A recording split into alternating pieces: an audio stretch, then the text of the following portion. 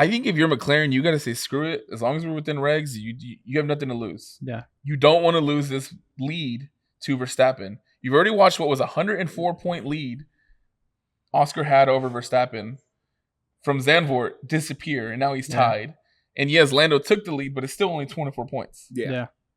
If you're Zach Brown and Andrea Stella, you sit down with the team, the entire team, and you say, we do not lose this fucking championship to this guy. Yeah. There's no way.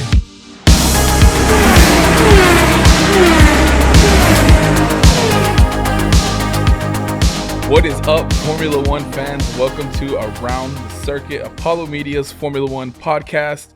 As always, I'm your boy Junior, joined by Mark and Ivan. Ivan's back. Ivan is back. He's fully healthy again, off the IR. Right. We're back. We had to. We didn't even get a reserve driver in for him last week, but hey, we're in. What a race we had in Vegas, boys! Holy shit! Where to start? I mean, lap one, turn one. Lando tries to pull the Max on Max. Yeah. Max says psych, takes the lead, doesn't look back, takes the dub. Yeah. Lando ends up finishing P2 after losing the place to George, gets it back, finishes P2. George finishes on the podium, P3. Oscar makes his way back up from, what was it? I think he qualified P5, P6, something like that. Yeah. Makes his way back up, finishes P4. Kimi, well, technically he finished, what, P5? Yeah. Kimi finished P4, but had a 5-second penalty, dropped down to P5, bumped up Oscar to P4. We knew the Mercedes were going to be strong.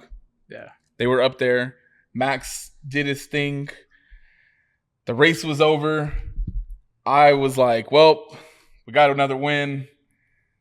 The championship seems like a long shot for Max. It's still somewhat close for Oscar, but I mean, Lando's scenario going into Qatar was he might win it there, depending on if he had a great weekend. Yeah. And then the bombshell drops. We had maybe, 30 minutes? We got past Mickey Mouse's halftime show, post-game show.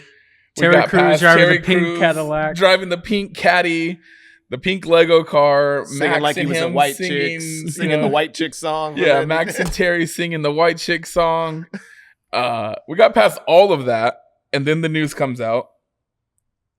The rear plank was under the required thickness, and the matter was referred to the stewards, not for just Lando, but for Oscar as well. Too. Both McLarens ended up being DQ'd, wiped out.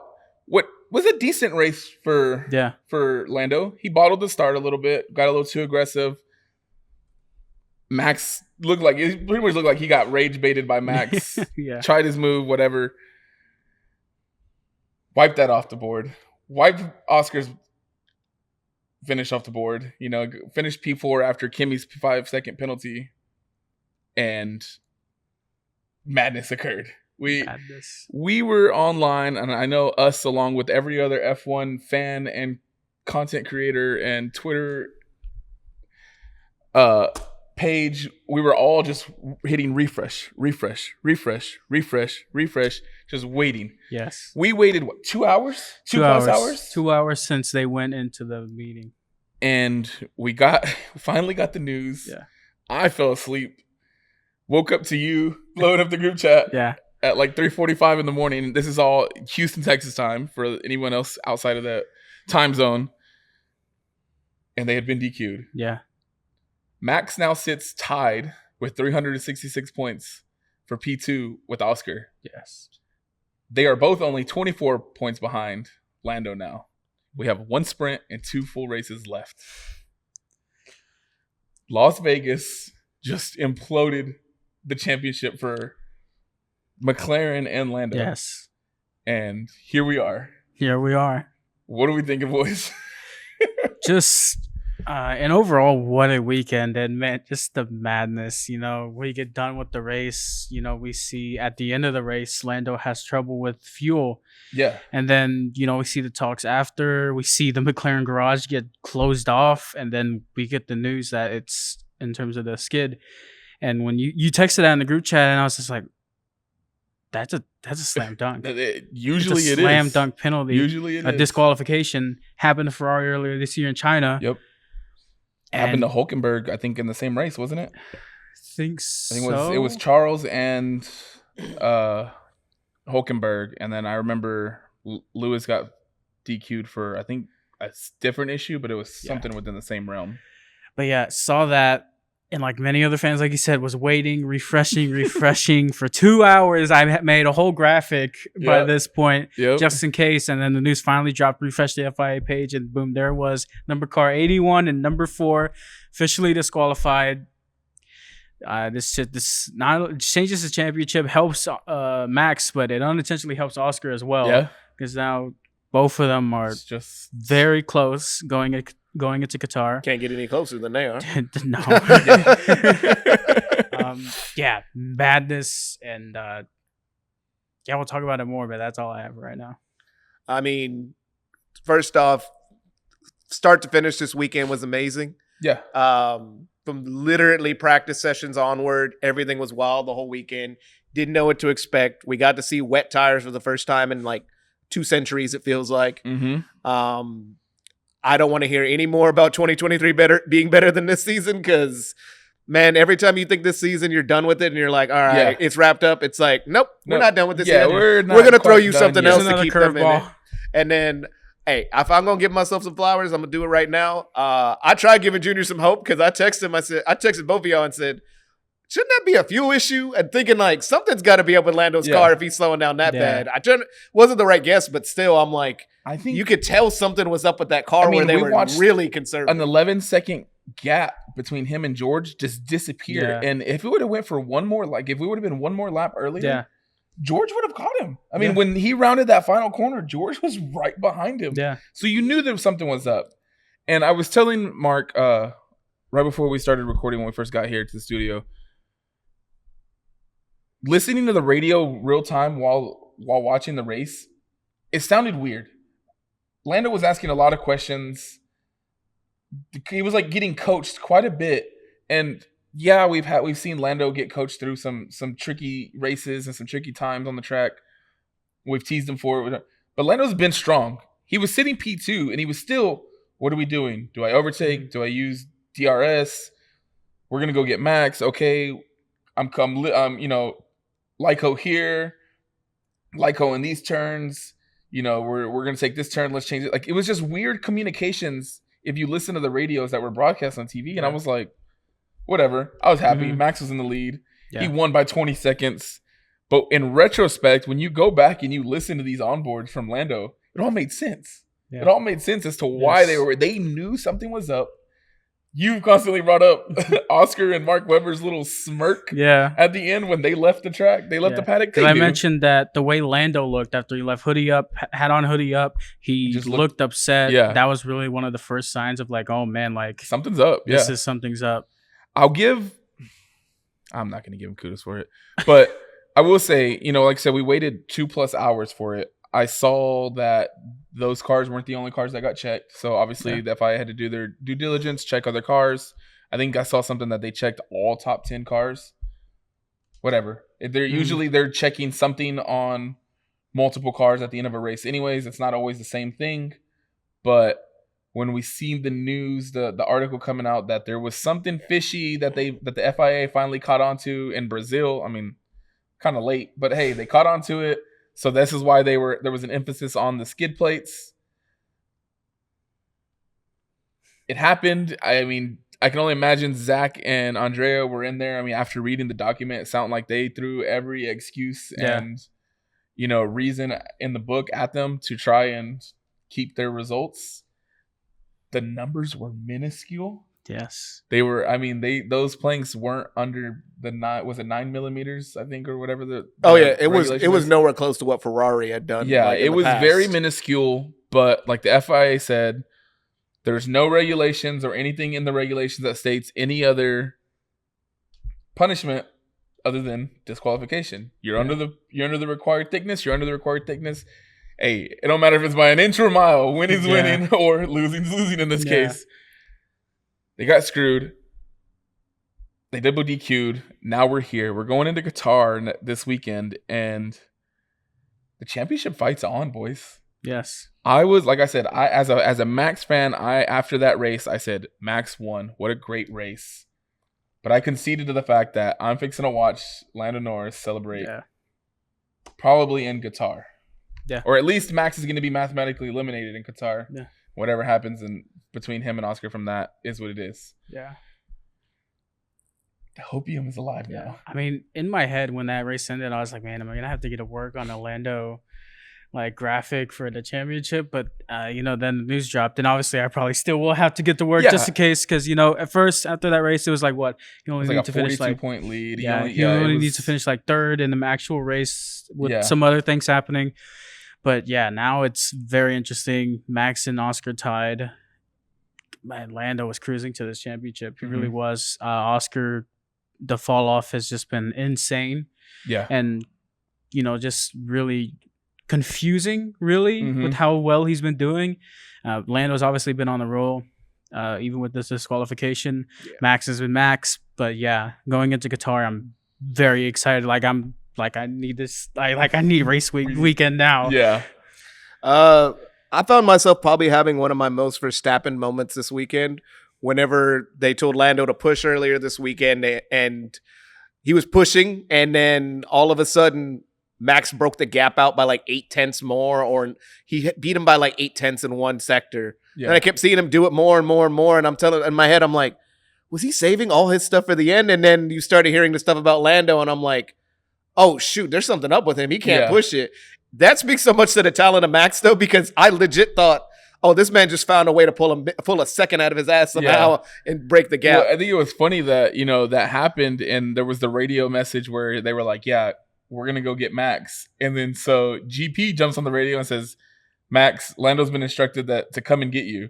And Max put in fastest lap after fastest lap. The last 15 laps were all belonged to him. Yeah. He ended up finishing the race with fastest lap. Got driver of the day. Going in Qatar, Lando has a 24-point lead. We know this. He's still the leader. He's still technically the favorite because in order for him to lose the championship, he needs some more bad luck to happen to him to help out either Oscar or Max, whoever's right there. Yeah. But the pressure's on now. Yes. He was looking strong. He was looking confident. He took pole in these crazy qualifying conditions. Yeah. Still took pole. Still finished P2. But you got to ask yourself, does this affect him going in Qatar? Does this affect the car setup going in Qatar? We've seen some reports. We obviously don't know how true it is, but I've seen some stuff on Twitter from a couple different people saying that McLaren might get conservative with their setup. It could affect performance. I think if you're McLaren, you got to say, screw it. As long as we're within regs, you have nothing to lose. Yeah. You don't want to lose this lead to Verstappen. You've already watched what was a 104-point lead Oscar had over Verstappen from Zandvoort disappear, and now he's tied. And yes, Lando took the lead, but it's still only 24 points. Yeah. If you're Zach Brown and Andrea Stella, you sit down with the team, the entire team, and you say, we do not lose this fucking championship to this guy. Yeah. There's no way. But you see what Oscar's done. Maybe this helps his confidence because he's like, okay, I still have a chance. Or he's just kind of like, whatever, I'm fucking done. It is what it is. Yeah. You wonder if it's going to hurt Lando. Yeah. And you wonder what it does to Max's mentality. Yeah. We know he's a lion. Oh, yeah. He smells blood in the water now. Absolutely. He's coming for them. Yeah. Qatar and Abu Dhabi are strong tracks for Max. Anything can happen. Anything can happen. And like you said, we need race week now. It's going to be exciting to see what these guys... what kind of show they give us. And you had you just got the random sprint thrown in the middle of these last two races. That's going to add another 8 points to somebody's point total and possibly swing even just the tiniest bit. Yes. We're getting to that point where every point is going to matter. Every single point matters. And we're getting to the point where you look at past races and think, man, what if? Yeah. What? But it's always if. I mean, for Max, you can look at Spain. Yes. Obviously, the crash out. Yep. But you could also look at Austria when Kimi took him out. I think you mainly look at Spain because that was his own fault. Yeah. Because that's points that he himself took off the table. 10-point swing there. Yeah. Yeah. Yeah. I mentioned it before. It's points he took away from himself. Yes. He's even admitted it. It is what it is. But then you look at Oscar. Yeah. There's Monza, the swap at Monza. There's Baku. Yep. You look at Lando, and there's Zandvoort and Canada. Yep. I mean, there's races you said you look Yeah. back and you're like, these are points where I could have already had this championship locked down. I could be in the lead right now, or I could be even closer, and I don't need as much help. Yeah. To finish in this But to win the championship. It's like, but it's F1. Yeah. It's the gift that keeps on It's giving. F1, and it's always those seasons. Like you look at 2021, and you look at the old races. Like, what if Max or Lewis didn't make a mistake or did that? Yeah. But like, that's what makes the season so great. And then the fact that the seasons are so long now, 24 rounds. Yeah. It just adds to the suspense, adds to the math. My brain hurts trying to do the math, but I mean, it's gonna be fun to go into the last 2 rounds, this last sprint, these last 2 races, and see just what happens. Yeah. I think my biggest question is, where's Lando's head at going into these last races? Can he just keep the confidence, stay performing strong? And what does it do to the team setup? What does it do to the car for McLaren? Do they get scared? Or do they say, fuck it, we got nothing to lose? We already won the Constructors. If we lose the Drivers' Championship, at least we went down swinging. And I mean, and these are both tracks, these last 2 tracks where you talked about Max being good there. McLaren's the defending champion of both of those races, too. Yeah. So I think Oscar won it the year before. I think Lando won it last year at Qatar. And then he won at Abu Dhabi last year at the end of the season to bring home the Constructors for them. Yeah. Like both of these, all 3 of these drivers have won a race at least at one of these tracks. Yeah. So that's what gets you most excited. And then, I mean, we were talking about it a little bit earlier, but like Oscar was literally thrown a second lifeline. If he does not find a way to capitalize at Qatar, I think he'll be beating himself up more than any other race in the season because you've won there before. You've shown you can win there before. And obviously a car that won the Constructors but didn't win a Drivers. So you've shown you can win there before. I'm just looking forward to all them fighting it out. And then, I mean, think about Abu Dhabi. If this leads up to there, last year in Abu Dhabi, Oscar and Max had their turn 1 run in that led to a little bit of mini beat for them. So everything is adding up to a year later now. Man, it's going to be exciting for these last 2 weeks. Yeah. And it's funny, you know, that I got to bring it up that like midway through the season, especially during like our mid-season awards, we were talking about how like this was supposed to be a super competitive season, and we hadn't really got that too much in the first half of the season. The second half season has turned it up. Yes, it finally became what we expected and what we hoped for out of the season, and now we have a chance to go into the last round with a 3-way fight. Yeah. So we'll see. Outside of those 3, I mean, like I said, it was a chaotic qualifying, especially Q1.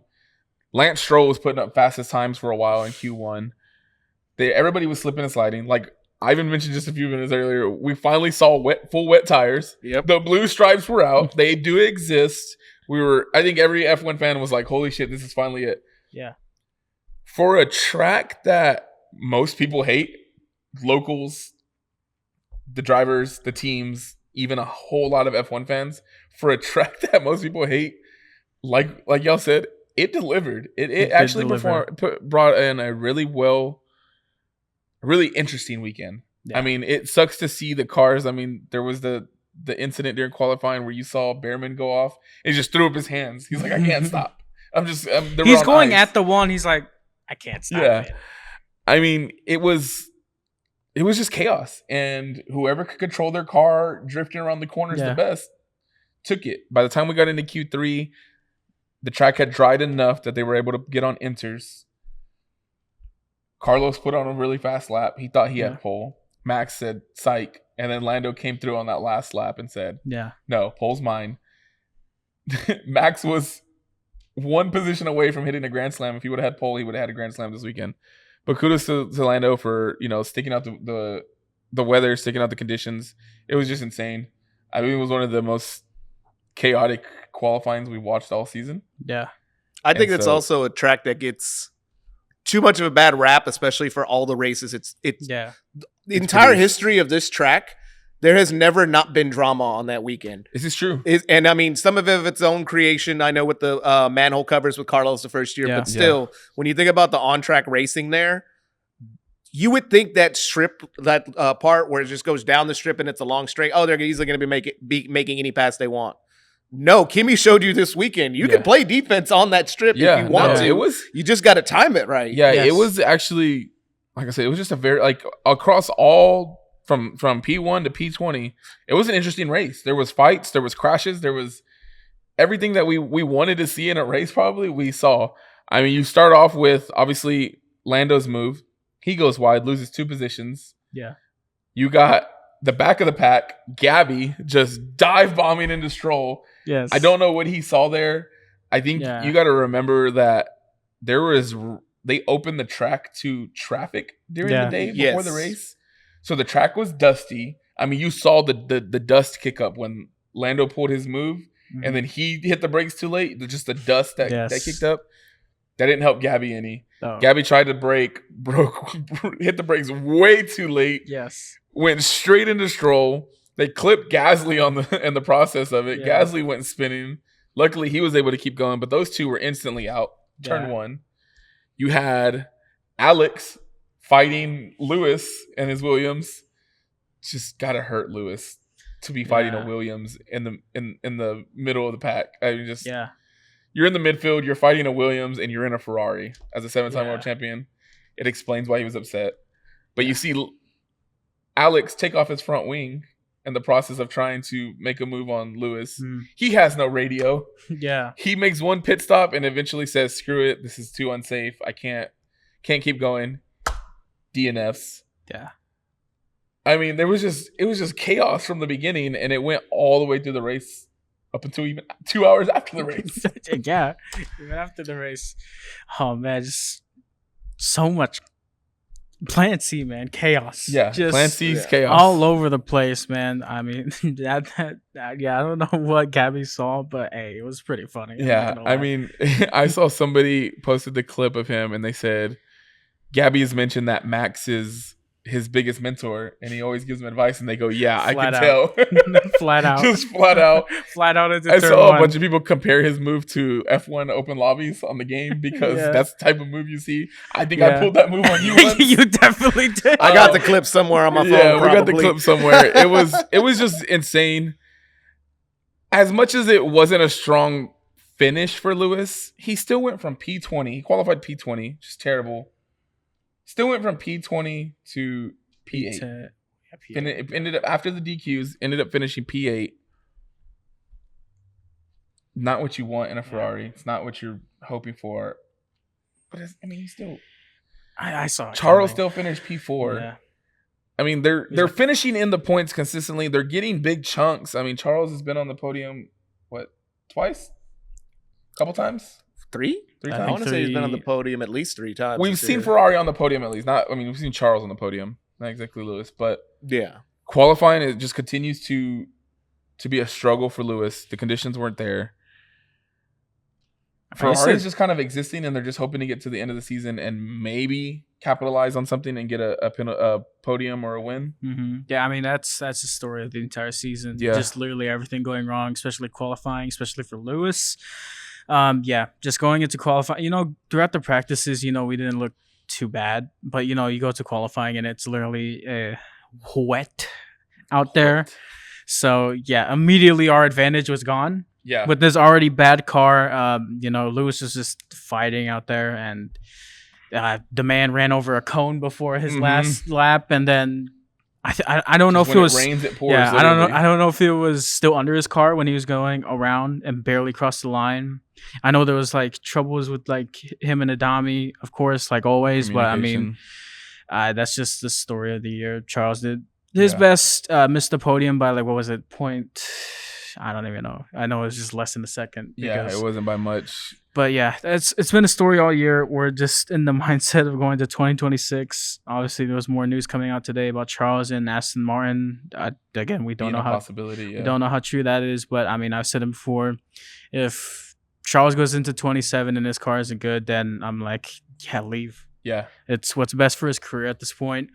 If Ferrari isn't good this next year, that they're not going to be good at all. Yeah. To me, 2025 Ferrari is 2023 Aston Martin. You never know when they're going to get a podium. You're always happy when one of their, at that point, it's only Alonso getting the podium back then. But still, you're happy when their lead driver gets a podium. Yeah. But at the same time, you can tell that car isn't consistent enough to be there every week. Yeah. That's not where Ferrari should be at. You should not be a team that's like, hey, we'll finish in the points, and maybe once in a while Charles and Lewis will get on the podium, and that's just not the way Ferrari's been, especially the past 2 years where they built so much momentum up. I mean, there's a lot of factors. Changing the car from scratch, we've talked about a lot of the factors this year, but still, Ferrari to me is anger-inducing, and I'm a fan of Ferrari, but it's like not for their on-track stuff. It's everything as a whole. It's just when you figure out one part, like this weekend, Lewis went in with so much confidence. I had heard him say all season where, I'm happy with the car on Friday. We're just going to keep it the same. Yeah. And then it rains cats and dogs. You can't have regular tires out there. You have wet tires, and he's out in Q1. And it's like, man, even every time they find something good, they can't find a way to make it work. We've talked about the problems with Ferrari needs a whole new technical staff, or at least to help the drivers, they need new voices in there, both of them. I know they're probably not going to make any changes because a lot of these guys have been there since Schumacher was there. They're kind of just staying in place, but Ferrari has a lot more issues compared to not just a car. They may lose one or two of their drivers. I mean, I saw a report that Lewis is not looking forward to driving next year's car now, and that should terrify anybody because we've been talking about it. Maybe it was just the regulations, but if Lewis isn't excited about next year's car, maybe it is a Ferrari issue, and that's what we got to figure out. I haven't seen anybody excited about their car next year other than Mercedes. So that's true. I don't think it's the part of the new regulations that everybody says. New regs. Everybody's scared. You're going into the unknown. Yeah. You just don't want to be like Mercedes a couple years ago and get laughed at when they show up. As bad as it was for Lewis, though, at least they didn't have it as bad as Yuki. Yeah. I gotta mention how the team just completely screwed it away. They had the wrong tire pressure settings on it. He had nowhere to. He was just out there just driving in circles with no one kind of. One of y'all said in the group chat, like, I've never heard of that happening before. I just can't believe, like, and I know Max is your number one driver, and yes, we want to give him every possibility to make this comeback and win 5. Yeah, but you can't get tire pressure settings right. Like, what is that side of the garage doing?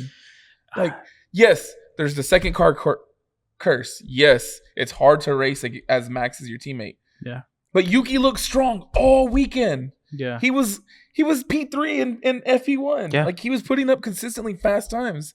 And then you get into qualifying and you can't even give him the right settings in the car. The one thing that he's not, like, he can't help. So my poor guy Yuki, they just keep saying, we can only apologize because he couldn't do anything in the race. I mean, he tried, but as chaotic as it was, he gained some positions, but fell outside the points yet again, unfortunately. Do you Helmut and Laurent both were saying all we can do is apologize to him. Well, give him his fucking seat next year and let him. Yeah. You know what I mean? Like, you've done him no favors this year. At least bring him back and let him prove himself in a decent car or whatever the car is going to be next year. Yeah. True. Junior, do you think, I don't know. I feel like these problems have occurred for years in that second seat. But because of a new team principal and wanting to be transparent as possible, and also he has a good relationship with Yuki, do you feel like this is something that's been happening, but now since they're actually being transparent and not like Horner was doing and pretty much just backing the team and not saying anything that was happening? I mean, it's very possible. It's very possible that the entire side of Yuki's garage is just incompetent, and that's part of the reason why that second car sucks so bad. Yeah, because I think it's hard to look at, like, yes, they tracked whatever was wrong with the second car all the way back to when in 2023 when fucking Checo was saying there was problems. Yeah. From 2021 to 2024, Checo was still performing in that car. So whatever happened midway through 2023 to now, I don't know if they lost Newey and they lost fucking Wheatley and they lost, but like, I guess at the end of the day, like, that's where the shit rolls downhill is what they say. That's the saying. I guess at the end of the day, it just landed all in car 2's fucking garage. And they're just there stinking it up right now because Checo left. Liam came in for 2 races. Yuki's been here all season from those first 2 races and nothing. No podium, barely any points. Like Toto said, it's a 1-car team right now. It is. It's not going to get better by the end of the season because right now that we're at in the standings, full focus for Red Bull goes to fucking Max. Sorry, Isaac. Sorry, Liam. Sorry, Yuki. Whatever help they can get, it's all going straight to Max. And I don't blame him. At this point in the season, you can't save anything else. So be it. Yeah. But to be at this point now, it's just kind of frustrating, especially as like a fan of Yuki, who I thought was going to do really well in this car. Yeah. And even when he shows promise, he gets no help from the team. Yeah. So it's led me to ask one more question too this weekend. So with the Yuki stuff, you already talked about it. He should be getting more help, but I understand Max is in the title fight. So going back to the McLaren things, why was there no issues or talk to Oscar about if Lando was having that same issue with plank wear? And I heard that McLaren said, well, we didn't think it would affect him as much, so we just didn't tell him about the issue. And it's like, that's a little suspicious, guys, that you wouldn't tell your number two driver that's in the championship fight. The rumor mill has been, the favoritism, it's been out there. I'm just saying. Away from those guys, away from the bad luck from Yuki and McLaren and Lewis and Ferrari, got to give a shout out to the Haas boys. After the DQ, they both finished in the points. Shout out Ollie, the young goat. Speaking of young goats, though, you gotta shout out Isaac. He finished P7 after the DQ? I think so. I think he ended up in P7 after the DQ. And then Kimi.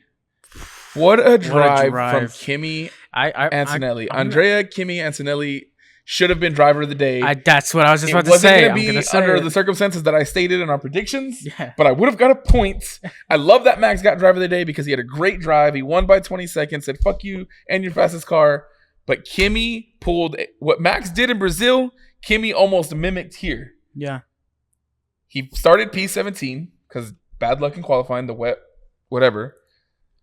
Started P17, did 2 laps on the softs, put on hards, and said, fuck your tire degradation, fuck your 5-second penalty for the minuscule little tire roll jump start that they got him for. I still can't see it. 48 laps on the hards. He could have done the entire race on the hards, and it wouldn't have mattered. No tire degradation, no 5-second penalty that mattered, really. I mean, he finished 4th, dropped to P5 because of the penalty, because Oscar was that close, and then got bumped up to P3 because he was in 3 positions all at once that night, and got his 3rd podium after the DQs of his career. I know we have said Isaac is the rookie of the year. Yeah.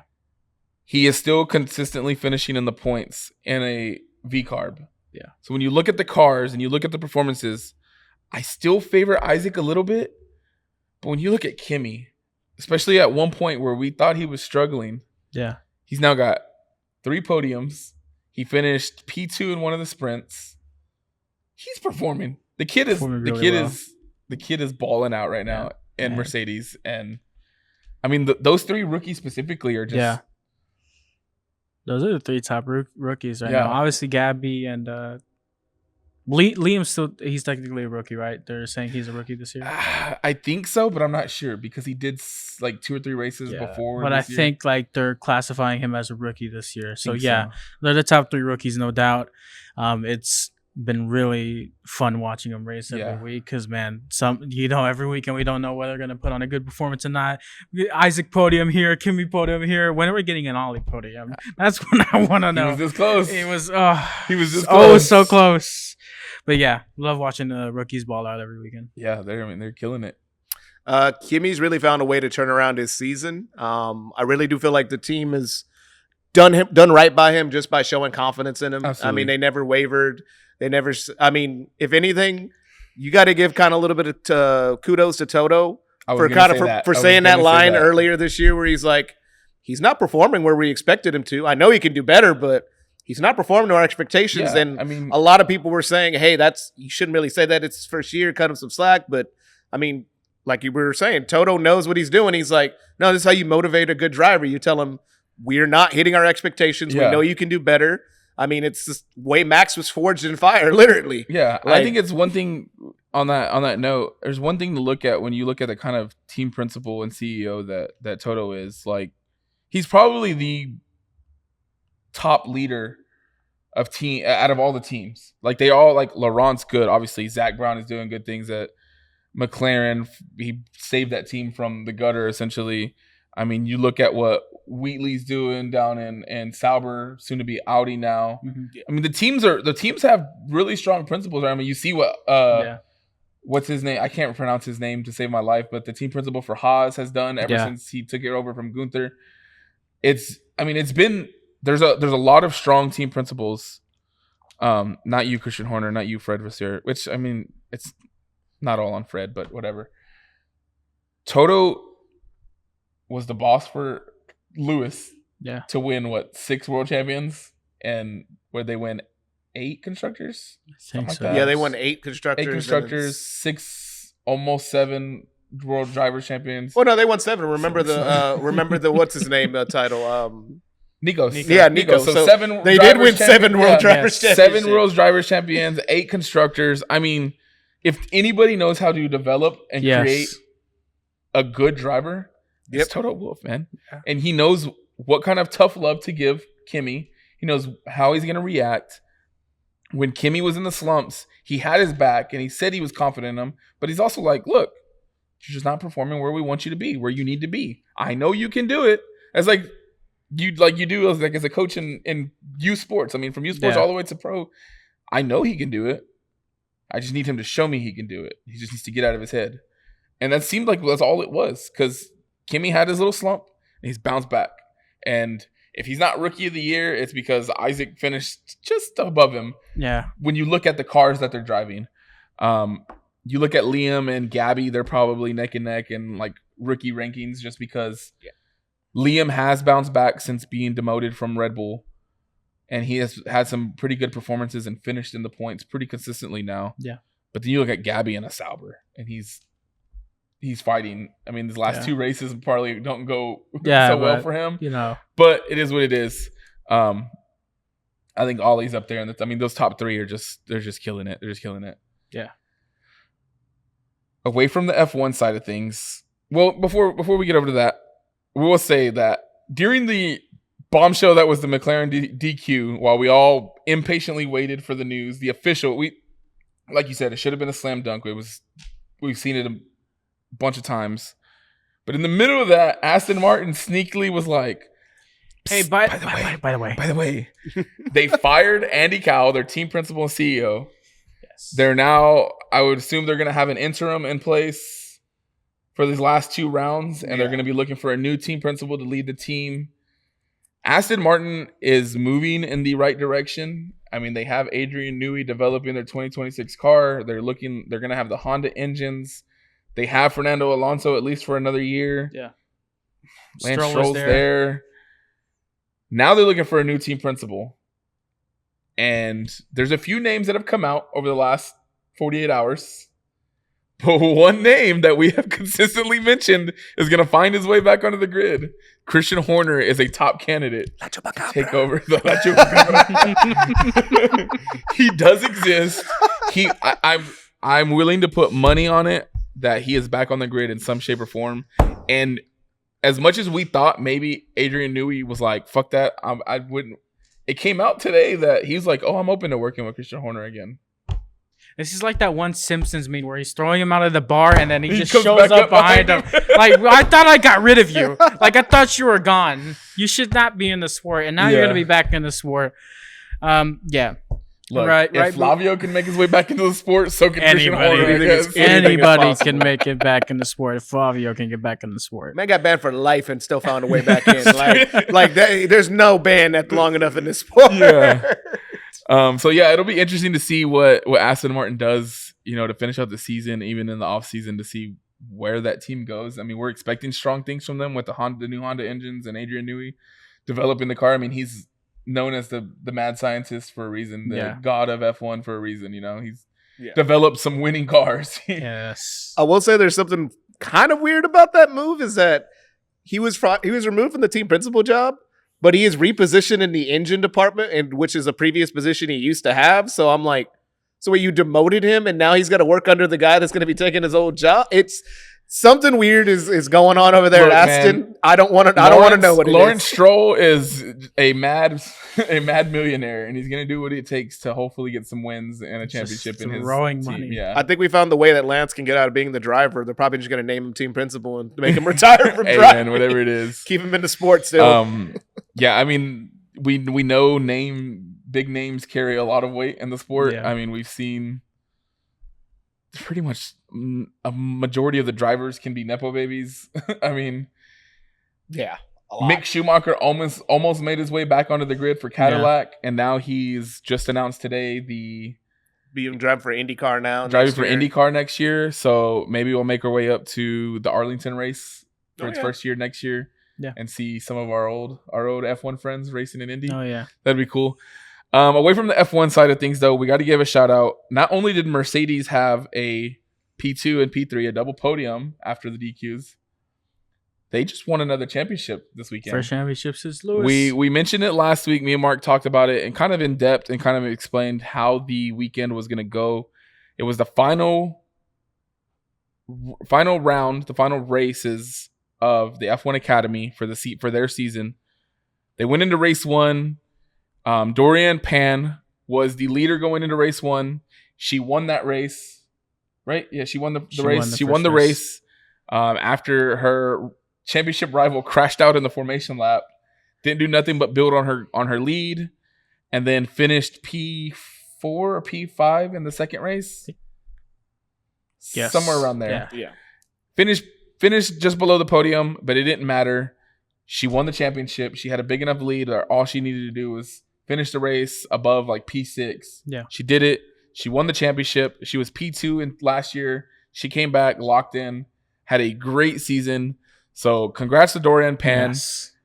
What a season. I think there's a lot of, if any of y'all watched the F1 Academy documentary, the pretty much Drive to Survive for the Academy, a lot of these young ladies, these drivers that were in that season finished their second year. You're only allowed in F1 Academy for 2 years. So they finished their season this year.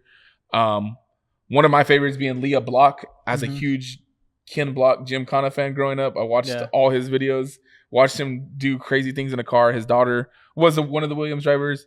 She finished her season, and she actually announced today that, you know, her 2 years are up and she's going back to rally racing because that's what she did before she did F1 Academy. Yeah. Maya Vug and Dorian Pan were 1-2 in the championship. They're both finishing their years.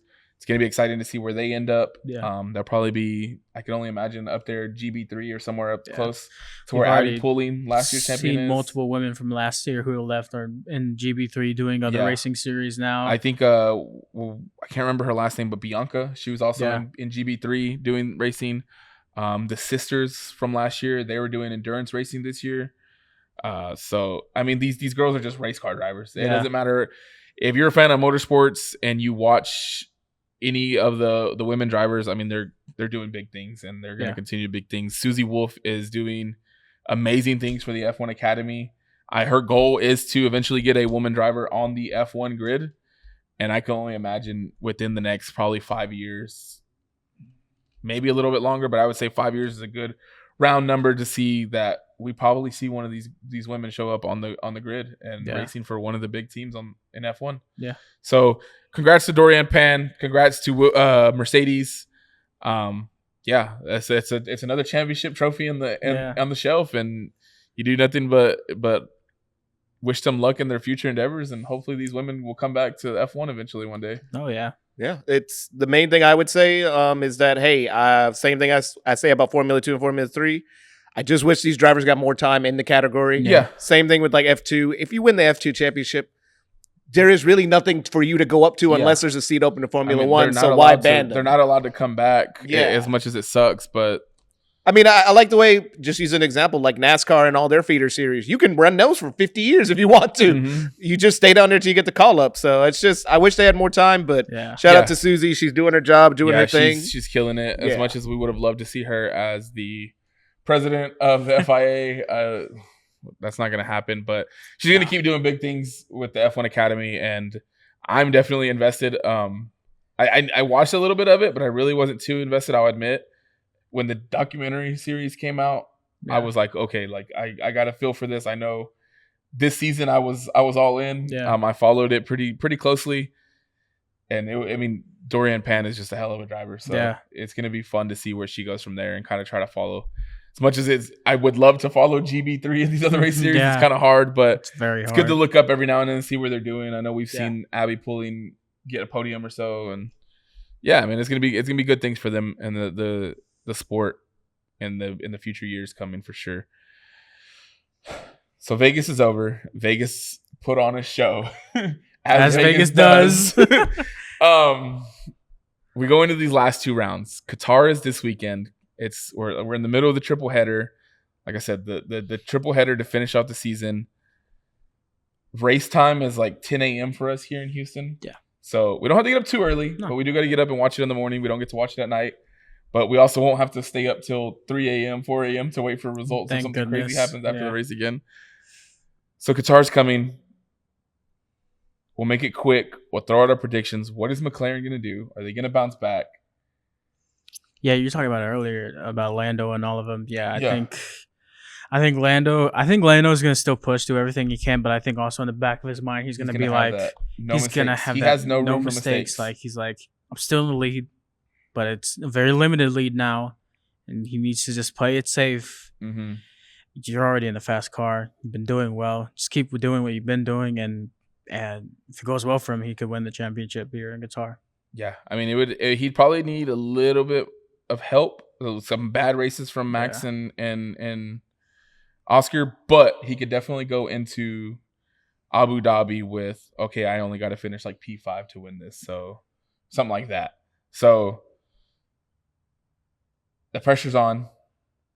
The kettle pot is ready to explode.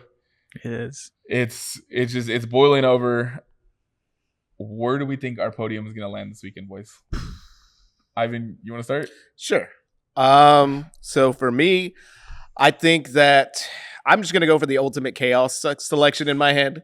I'm going to say Oscar wins. Okay. I'm going to say George Russell P2, Max P3. Okay. Lando didn't finish on the podium. And then for the driver of the day, it's going to be Max still somehow. I feel like something Max does is because I already can imagine this weekend for Red Bull. Car looks like just complete ass for the first 2 days, for the first practice session. What are we going to do? And then somehow in Q1, he comes out there and runs the best time by 2/10. That's what I feel like is going to happen this weekend, but anything's possible. I want the most chaos to happen. Like I said, Oscar, you got a second lifeline. Don't blow it. But also, Lando, you out of lives, brother. Like, you got to start showing up now or it's never. So I'm excited for this weekend for that reason. Oh, man, this is tough. Man, Oscar has put in decent results these past few races, but he hasn't been locked in and putting in the results that we expect from him, especially now we're in crunch time. So I think third, I'll go Oscar. I think he'll do good in qualifying. I think he'll come back and get that third. Second, this is where it gets tough because I have no idea where to put them. Don't Charles a bone. Hell no. This Ferrari is shit. Charles is going to get P3 and then drop to P6 because some bullshit's going to happen. P2, I might go George. I might go George. I think Mercedes night race, man. It ain't a bad idea. And to win, I'm going to go Max because I need it. And I'm gonna trust Max. I know Max is probably gonna go out there.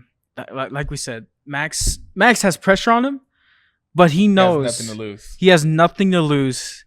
The engineers, Red Bull is gonna be all behind him. Poor Yuki this weekend. if I had to, this will be the weekend we end up with a Yuki podium. Yeah, right. If I had to put all my chips on the table on one driver, death beam on earth, I want Max Verstappen to win the Qatar Grand Prix.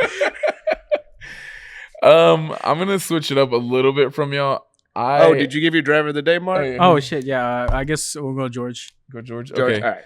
So, being the optimist that I am, I fully expect Red Bull to throw a fucking tractor on the track this weekend.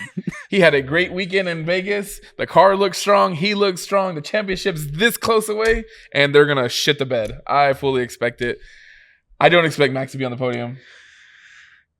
If he does, I hope he surprises me and I'm wrong. But Yeah. I don't expect Mac to be on the podium because it just I don't trust the team, bro. As good as the season's been in the second half, I still don't trust him completely. Yeah. I think Lando's still going to stay strong. The pressure is on, but I think he's still going to do his thing. He's going to get the win. Oscar's going to be P2 because Oscar's got a second life in him. He knows this is his last chance to do something. He's going to finish close.